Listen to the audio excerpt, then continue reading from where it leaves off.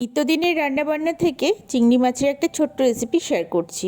গাটি কচু আর বেগুনের সাথে চিংড়ি মাছের রসা আমাদের বাড়িতে সকলেই পছন্দ করে। সিজনের সবজি হিসেবে গাটি কচুটা এখন ভীষণ ভালো পাওয়া যায়। প্রথমে কড়াইতে সর্ষের তেল গরম করে তাতে গাটি কচুগুলোকে ভেজে নিলাম। লবণ আর হলুদ দিয়ে দিচ্ছি। কচুটা হালকা ভাজা ভাজা হলেই তাতে দিয়ে দিলাম কুচনো পেঁয়াজ, ফোড়নে দিলাম 5 ফোড়ন শুকনো লঙ্কা। একটা বাটিতে মশলাটা রেডি করে নিচ্ছি। জিরে আর সর্ষে গুঁড়ো 1 চামচ করে। সব কিছু মোটামুটি ভাজা হয়ে গেছে, এবার মশলাটা দিয়ে দিলাম। এবার দিচ্ছি লম্বা লম্বা করে কেটে রাখা বেগুনগুলো।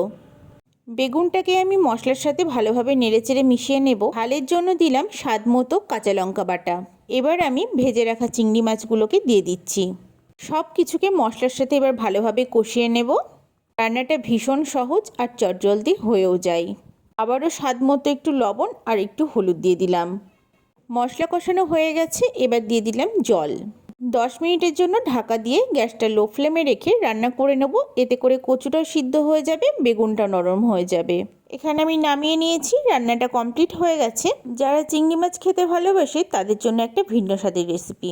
কর্মব্যস্ততার মধ্যে যেদিন রান্নাবান্না করতে একটু আলস্য আসবে, সেদিনকে এইরকম একটা চটজলদি রান্না করে দুপুরে খাবারটা সেরে নেওয়াই যায়। কমেন্ট বক্সে একটা কমেন্ট রেখে যান কেমন লাগলো আজকের রেসিপি।